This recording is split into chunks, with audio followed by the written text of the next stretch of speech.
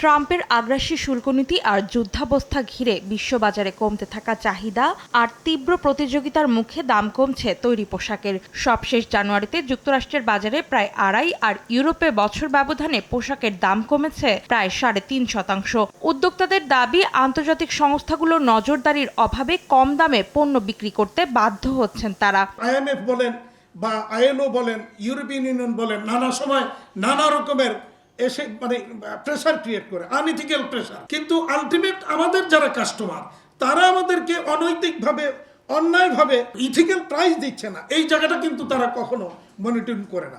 ERF আয়োজিত সেমিনারে রফতানিকারকরা জানান, রফতানি বাজারের সংকটময় অবস্থাতেই মার্চ করা সম্মিলিত 5 ব্যাংকে টাকা আটকে আছে উদ্যোক্তাদের, যা থমকে দিচ্ছে বিনিয়োগ। 5টি যে ব্যাংকে মার্জিং করা হয়েছে, এখানে আমাদের মেম্বারদের অনেক ফান্ড আটকে আছে, যার জন্য অনেকগুলো ফ্যাক্টরি সিক হয়ে গেছে এবং হয়ে যাওয়ার পর্যায়ে আছে। এই ব্যাপারেও সিদ্ধান্ত দিতে হবে যে তাদের যে প্রাপ্য, যে তাদের যে ডিপোজিট আছে, এটা যেন রিলিজ করে দেওয়া হয়, তারা যেন অন্য ব্যাংকে যেতে পারে, অথবা তারা থাকলেও যেন ওই ফান্ডটা ইউজ করতে পারে।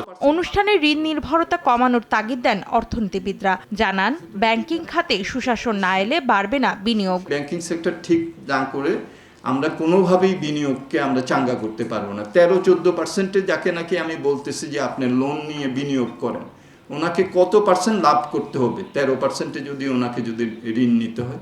সুতরাং এখানে আমাদেরকে অবশ্যই একটা সুশাসন এটা প্রতিষ্ঠিত করতেই হবে।